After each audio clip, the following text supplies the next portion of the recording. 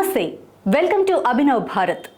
కూటమి నేతృత్వంలో ఏపీలో పాలనా పగ్గాలు చేపట్టిన చంద్రబాబు ప్రభుత్వం శాఖల వారీగా సమీక్షలు నిర్వహిస్తూ గత ప్రభుత్వ అవినీతిని, వైఫల్యాలను ఎండగడుతోంది. ఇదే సమయంలో ఆయా శాఖల వారీగా ప్రక్షాళన కూడా మొదలు పెడుతుంది.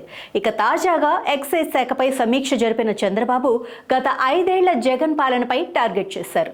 జగన్ పాలనా సమయంలో ఎక్సైజ్ శాఖలో జరిగిన అవినీతిపై కీలక నిర్ణయం తీసుకున్నారు.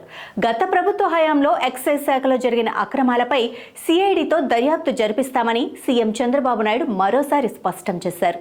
ఇప్పటికే అసెంబ్లీ వేదికగా శ్వేతపత్రం విడుదల చేసిన చంద్రబాబు గత 5 ఏళ్లలో జరిగిన లావాదేవీలపై అన్ని ఫైళ్లు సీజ్ చేయాలని అధికారులను ఆదేశించారు.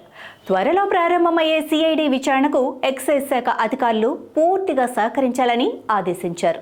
జగన్ పాలనలో ఊహించని స్థాయిలో 5 ఏళ్లలో మద్యంలో అక్రమాలు జరిగాయని, మద్య నిషేధం చేస్తామని చెప్పి నాసిరకం మద్యం తెచ్చి ప్రజల ప్రాణాలతో చెలగాటమాడారని మండిపడ్డారు.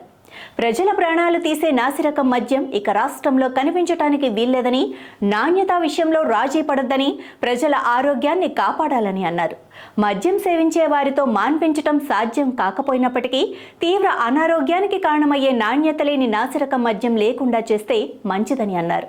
గత ప్రభుత్వం అడ్డగోలుగా రేట్లు పెంచి పేదలను దోచుకుందని పేర్కొన్న చంద్రబాబు, నాటి మద్యం ధరలు భరించలేకే చాలా మంది గంజాయి, కల్తీ మద్యం, నాటుసారా తాగి ప్రాణాలు పోగొట్టుకున్నారన్నారు.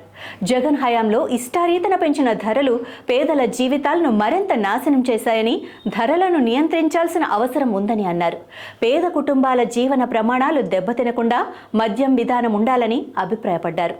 రేట్లు పెంచి పేదవాడిని దోచుకున్న విధానానికి స్వస్తి పలకాల్సిందేనని, పొరుగు రాష్ట్రాల మద్యం మన రాష్ట్రంలోకి రాకుండా చూడాలని అన్నారు.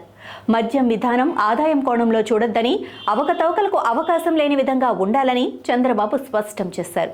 అయితే అధికారంలోకి వచ్చి 2 నెలలు కావస్తున్నా మద్యం ధరలు ఇంకా తగ్గలేదని, అవే బ్రాండ్స్ ఇంకా అమ్ముతున్నారని మందుబాబుల్లో అసంతృప్తి వ్యక్తమవుతోంది.